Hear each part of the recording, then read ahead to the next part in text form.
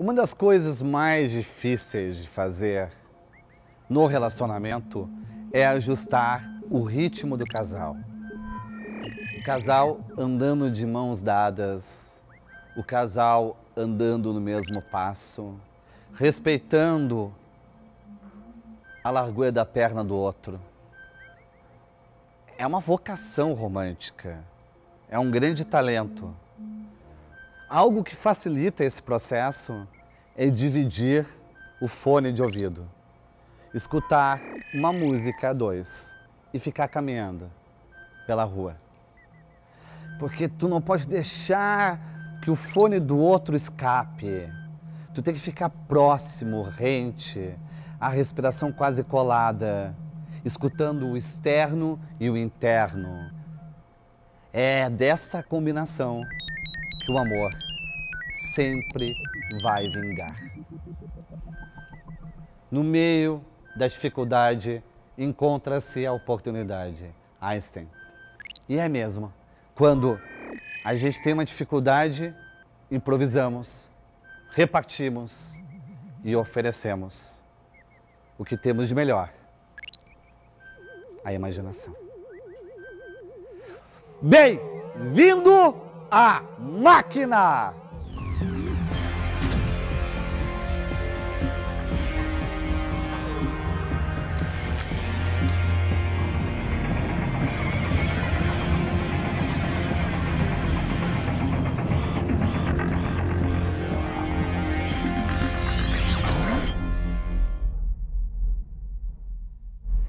Se tem vontade de chorar, um conselho, não fique na cama. Na cama, a dor cresce. Tu vai começar a ficar com aquele travesseiro de um lado para o outro, vai ficar encharcando o travesseiro, e tu começa a entrar em posição fetal, e aí tu entra no ventre da dor, e olha, vai demorar tempo para nascer de novo. O melhor é, se tem vontade de chorar, caminha pela casa. Caminhar faz a dor, o sofrimento andar. O sofrimento percorre os quilômetros das lembranças e com certeza você não vai ficar deprimido. Depressão é quando a gente se esconde na cama.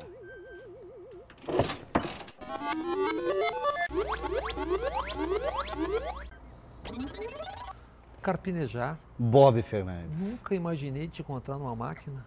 É, mas eu tô aqui há tempo, olha. Eu sei. Sendo moído, prensado. E moendo.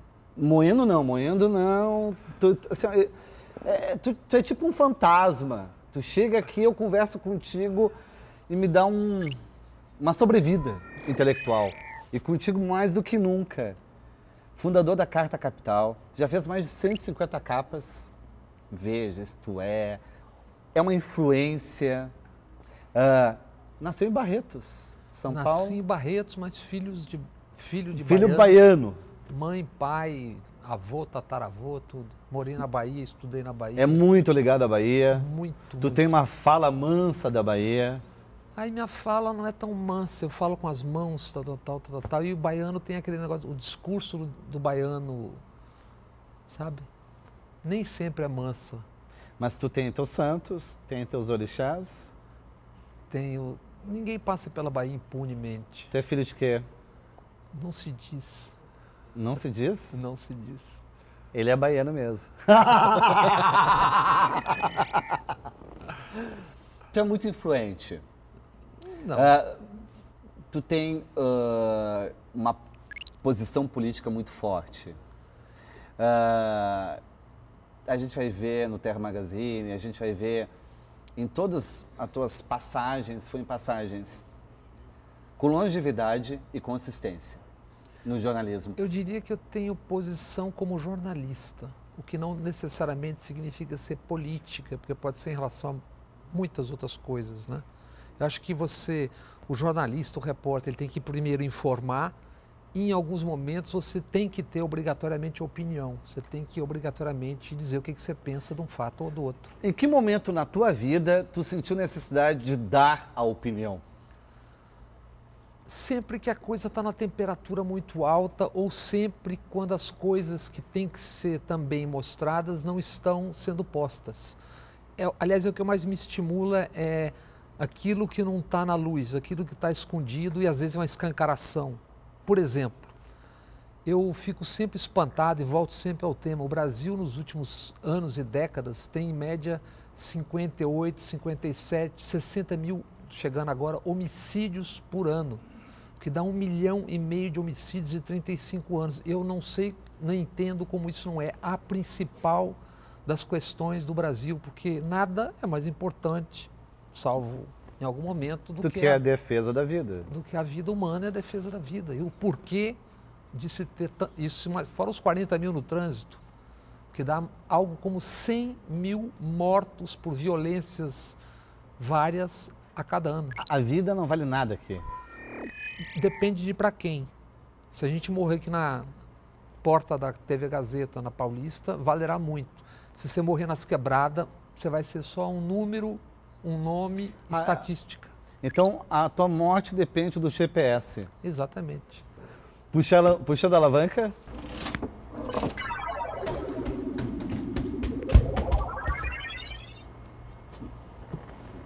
Mente. Já foi obrigado a mentir para proteger a verdade? Os humanos mentem. Se os humanos não mentissem, o mundo seria inabitável. Mas eu fiquei em dúvida também se esse mentir, a mente não é o poder da mente. Se for o poder da mente... Tu tem o poder da telepatia, entortar garfos, seduzir mulheres... Não, quem me dera. Não sou o Uri Geller, mas às vezes a gente tem uma intuição. Com essa vinheta que chegava a meter medo, Uri Geller foi apresentado aos brasileiros. Na transmissão ao vivo da TV Globo, o veterano Hilton Gomes fez as honras da casa. A tua intuição é muito boa. Às vezes você percebe que alguma coisa está acontecendo ou vai acontecer. Que na verdade o que a gente chama de intuição, eu acho que é o depósito da memória que vai ligando coisas e que vão te dando um aviso que alguma coisa está a caminho. Por exemplo, como notícia ou como percepção do que vai acontecer, o que pode acontecer em relação ao futebol, ao país, ao que for. Bonita definição. Qual foi a tua grande intuição? Que tu realmente se sentiu meio profético? Para falar do momento, há 5 anos eu estou na TV Gazeta fazendo comentário e há 5 anos ficava claro para mim, que ou você diz para quem está nos assistindo que essa questão da corrupção é algo sistêmico, porque é uma obviedade, e, portanto, as pessoas assim seriam levadas a refletir sobre isso e no que é necessário para que se mude, ou você fica nesse jogo de sujinhos e limpinhos, bonzinhos e mauzinhos. Então, eu acho que agora a gente está se aproximando do momento em que as pessoas estão percebendo o que significa isso tudo. No rosário de erros políticos, econômicos e morais que ajudam a entender a derrota do governo, um é simbólico. Em 13 anos, Dilma ou Lula jamais convidaram o chamado povo para qualquer reforma ou causa decisiva, salvo para eleições ou para salvar o próprio pescoço. O vazamento das conversas entre Dilma e Lula jogou nas ruas, aí sim, multidões e muitos dos movimentos sociais até então desmobilizados. Ali, tardiamente, se entendeu o que está a caminho e que nesse domingo se viu num Brasil partido. Mas, ao contrário de certo senso comum, o Brasil não se partiu agora ou nas campanhas. O que se assiste é a escancaração de um Brasil partido desde sempre. Não se partiu agora, país que chegou ao século XXI, uma das piores distribuições de renda do mundo, que não tem esgoto e metade das moradias. País que convive com quase 60 mil homicídios ao ano, não foi partido pelo marketing. A distância entre debate sobre corrupção nas ruas e mídias e o espetáculo grotesco que se viu na Câmara é uma tomografia. Cheios de razões, milhões clamaram contra a corrupção. A Lava Jato investiga corrupção e sem Lava Jato não existiria o impeachment. Mas a autorização para o processo de impeachment não se deu contra ato de corrupção de Dilma.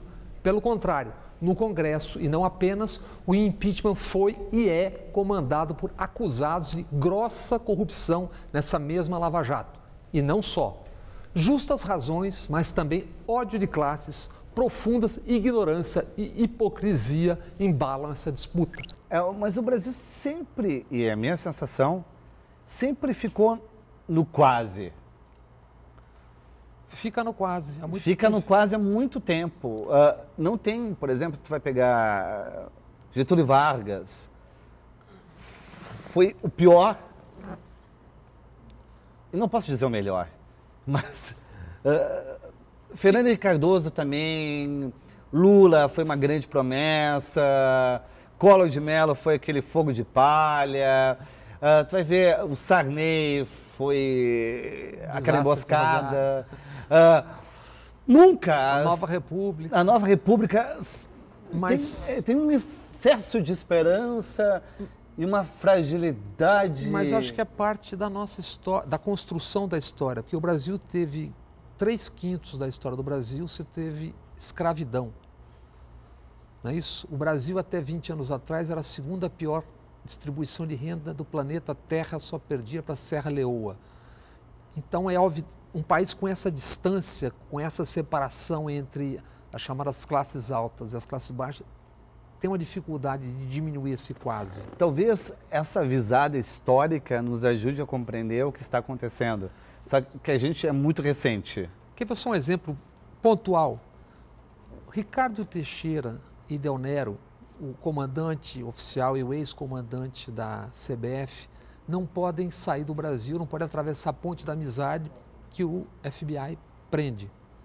Por que eles não são investigados no Brasil? Pela Polícia Federal ou pelo Ministério Público? Por exemplo. Por quê? Porque trabalham com direitos de transmissão esportiva, porque isso fere interesses, entendeu? Então, tem sempre o que ser mostrado e tem sempre o que ser escondido, mesmo na apuração. Outro exemplo, você supõe, agora eu vou te perguntar como repórter, você imagina que os computadores dos empreiteiros tratavam apenas do Petrobras ou tratavam das relações com governadores, prefeitos, etc? Tratavam. Sim. Cadê? Que por enquanto não apareceu. Tem a macroestrutura que vai, a microestrutura vai repetir. Vai acabar aparecendo, mas se isso aparece num tempo mais próximo, as pessoas são levadas a refletir sobre o todo, sobre o sistema. É preciso mudar o sistema, não adianta ficar troca 6 por meia dúzia. Então, mas como que a gente pode trabalhar criticamente a política sem cair no extremismo que tudo não presta? Exatamente dizendo, olha, tem uma coisa que é sistêmica, as pessoas não são mazinhas necessariamente. O Brasil tem 60 mil vereadores, tem 1.050 deputados estaduais, tem 594 deputados e senadores. Onde eu vou, e onde você certamente vai, os nossos amigos da Câmara vão, você só ouve dizer, só tem gente roubando nesses lugares. Você vai no Detran, idem. Aí eu pergunto, de que planeta vieram as pessoas que ocupam cargos e trabalham nesses lugares? De Júpiter? De Marte? Ou somos nós brasileiros que estamos ali eventualmente com um mandato ou com um cargo ou com um posto? Então o que falta também é para a gente olhar para o espelho e conversar com um pouco menos de hipocrisia sobre as coisas. Que político te surpreendeu positivamente? Que para ti foi uma espécie de façanha gentil? Olha, para não ser injusto, porque tem... Não é para ser injusto aqui. Não tem pouco... Vários políticos... Mas um que de uma certa forma... Por exemplo, tem um que certamente à época devia ter que fazer campanha como todas as 20 anos atrás. O Caixa 2 sempre foi uma prática comum na política, porque o cara ou é milionário ou alguém ajuda a pagar a campanha. Mas, por exemplo, na Constituinte me surpreendeu o Mário Covas. Porque era uma pessoa de hábitos conservadores, mas conseguiu conduzir uma coisa difícil como aquilo de uma forma que chegou a um bom termo. Tu já investigou todo mundo? Tu fez uma malha fina durante décadas? Tu já foi investigado? Certamente. Certamente porque entre as investigações... Grampeado, telefone... Isso é parte do jogo, porque eu já fiz uma série de 8 capas, 72 páginas, sobre como é que a CIA, a DEA, o FBI operavam no Brasil, dentro da Polícia Federal, queda de governo, etc., Collor, Daniel Dantas. Então, é parte desse jogo. Você sabe que esse jogo... E qual foi a tua surpresa ao te ver grampeado ou perseguido? Na verdade, surpresa, jornalista não pode ter surpresa com isso. Que surpresa. Eu me lembro que o engraçado foi que uma vez eu falava com uma fonte muito alta e importante e a pessoa ligou para casa, tipo 1h30 da manhã e falou, você falou com alguém sobre aquele assunto que a gente falou às 11h30 da noite? Eu falei, não. Falei, por quê? Falou, então você está grampeado porque já chegou para mim de volta. Então, é assim que você às vezes recebe a notícia, né? É parte do jogo. A gente não pode usar isso para fazer a presepada. Estou sendo ameaçado, estou sendo... Isso é presepada. Tu nunca fez nenhum registro? Não, nunca fiz registro, até porque eu acho que é contraproducente. Que a partir do momento que você diz que está sendo isso ou sendo aquilo, ou ameaçado, não sei o quê, aquilo pode abrir a guarda para, eventualmente, um outro terceiro, ou quarto, ou quinto que queira lhe prejudicar e faz de conta que é esse ao qual você está se referindo. Que xadrez! Mas esse é o xadrez desse jogo. Mas é quase uma paranoia que tu fica. Mas não é isso. É que eu acho o seguinte, é parte de algumas profissões você ter alguns cuidados. E é parte de algumas profissões que você sofra algum tipo de pressão ou de pressões. Então você não... É difícil você ficar trabalhando com isso. Mas eu pensava que o registro te preservava... Não, a depender do caso. Quando é uma coisa muito escancarada, por exemplo, agora aconteceu com o Sakamoto, quando é uma coisa Exato, muito... porque os jornalistas estão sendo ameaçados. Sim, quando é uma coisa muito escancarada, quando é uma coisa pública que você tem como provar e você tem como avançar, aí é diferente. Agora, quando é a coisa do submundo, quando é a coisa do bastidor, que você fica sabendo, aí é bobagem. Entendeu? Quando está na linha de frente, ok. Quando está claro que você pegou, sabe quem é e tem como provar que é diferente de quando você sabe, mas não tem como provar. Aí é contraproducente. Aí não ajuda, atrapalha. O que é? Histérica. A máquina é histérica. O que só eu vejo, você vê. O que só nós vemos? Não, tu vê. Não sou eu, é tu. Não, olha. Só eu... Dois Irmãos. Para mim, o grande romance da literatura brasileira contemporânea é do Milton Ratum. Acho maravilhoso.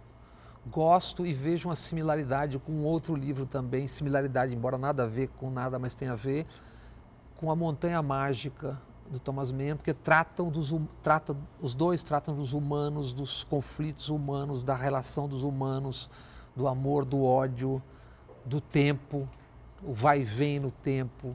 Eu acho... E, aliás, a Der Spiegel, uma vez, aquela revista alemã, fez uma matéria grande que considerava o Milton Ratum, o Thomas Mann, isso deve ter 10 anos atrás, da literatura contemporânea e tal. É um romance que eu acho excepcional. E tu convive com o roxinol do Rio Negro, que é o Milton Ratum?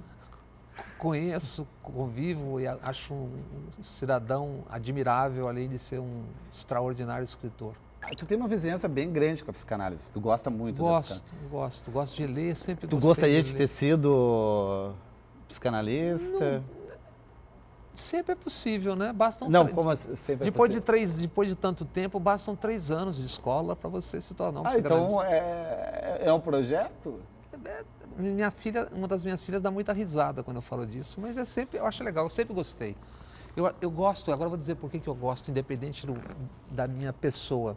Porque o que me encanta, na verdade, na vida, o que me levou para o jornalismo são os humanos, na verdade. Como eles são, como eles agem. Eu gosto de contar a história das pessoas. E para você entender as pessoas, se você entende como nós funcionamos, ou de algumas das formas pelas quais nós funcionamos, isso facilita e torna mais encantador e estimulante você tentar entender por quê. Por exemplo, claro que isso é papo de boteco. A pessoa mais importante, que teve mais importância no governo do Lula, que dizia o que queria, como queria, foi José Alencar, que era o vice-presidente, que era, no meu entender, o pai que o Lula nunca teve, que ele nunca se deu bem com o pai. E quem ele escolheu para ser a sucessora em meio a tanta gente? A mãe que ele sempre amou. Não a Dilma, mas ele sempre teve uma relação absolutamente de adoração pela mãe. Então, com tanta gente, por que ele escolheria uma mulher para ser a sucessora? Então, eu acho que essas coisas parecem não ter nada a ver, parece delírio, mas, na verdade, eu acho que essas coisas fazem parte. Tá? Inclusive, você compreender o jogo. Então, tem essa estrutura edipiana do Lula e se ele não tivesse feito isso e colocado, por exemplo, um sucessor, um homem, acredita que na nossa sociedade machista aconteceria isso igual? Olha, eu acho que tem erros. Tipo o que aconteceu com o Collor, por exemplo. Eu acho que tem erros que são claríssimos de uso de pedaços do Estado, que sempre se fez com mais ou com menor intensidade, e eu acho tão imoral quanto a imoralidade discutir quem roubou mais ou quem roubou menos, mas eu acho que há o uso de pedaços do Estado para manter o poder, e é óbvio que não é porque é mulher ou deixa de ser mulher que essas coisas apareceriam ou não apareceriam. Agora, também não tenho dúvida de que o tamanho da pancada é porque ela é mulher, eu não tenho nenhuma dúvida. Eu acho que bateriam, pelo menos de uma maneira menos desrespeitosa, como eu vejo tanta gente tratar de uma maneira absolutamente desrespeitosa. E isso que ela é muito reservada. E isso porque ela é uma pessoa reservada. Porque imagina se não fosse. E imagina se ela fosse, por exemplo, uma Marta Suplicy. Quando você diz isso, logo de... isso é porque é tucano, porque é petista. Não, cara, estou falando uma coisa que é muito óbvia. É evidente que o tratamento a uma mulher, numa sociedade como a brasileira, é diferente do tratamento a um homem. Óbvio. Não sei se você concorda, mas eu acho que é. E eu acho que isso faz parte do jogo. Mas isso, de repente, todo esse caos não produziu um efeito positivo, que é o feminismo nunca esteve tão em evidência no Brasil? Não, produziu vários efeitos positivos. Depende de como a gente olha e de como a gente, aspas, vende. Por exemplo, eu acho que o Brasil tem hoje uma politização que nunca teve. Tanto nas chamadas classes médias, classes baixas, como na classe alta. Sem entrar no mérito de quem tem mais razão, menos razão, mas eu vejo um processo de politização com exageros, com ódios, etc., mas é um processo que eu nunca tinha visto antes. A minha preocupação, por exemplo, é uma fragmentação do país, que eu acho que ficou muito bem delineada na eleição mesmo. Então, o Nordeste contra Mas, na verdade, a votação... o eixo. Não, porque se você pegar os números da votação, o Aécio perdeu em Minas. Não é só o Nordeste. E a fragmentação, a gente pode ler assim, mas pode ler de outra forma.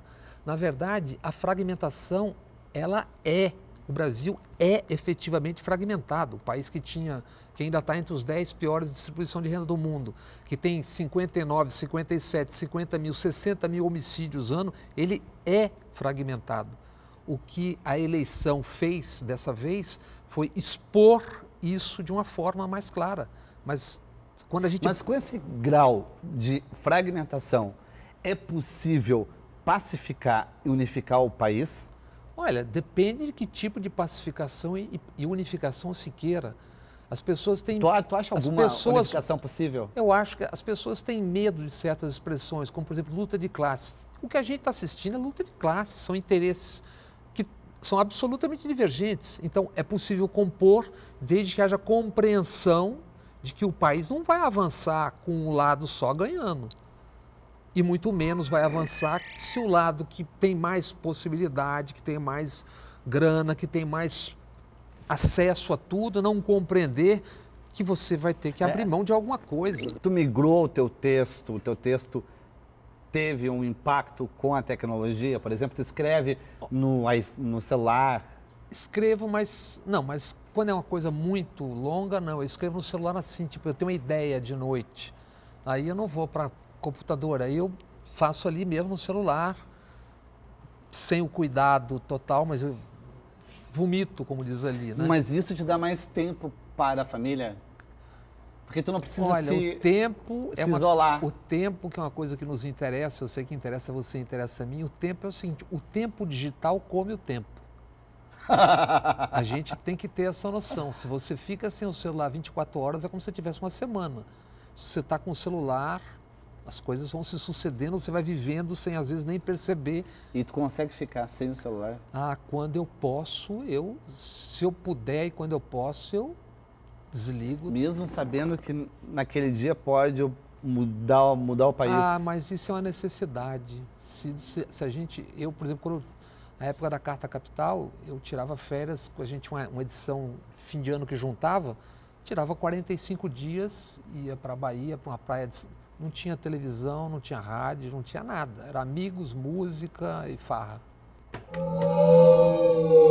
O que é a máquina? Ah, Bob. Que passa? A máquina se desligando. Ah, Acabou. Acabou. Teu recado final. Foi muito legal, estava muito bom conversar contigo e muito bom conversar assim, com essa liberdade na TV. Isso deveria ter o tempo todo, pelo Brasil todo. Que bom, liberdade a gente tem que exercitar, senão a gente perde. Claro, é isso aí.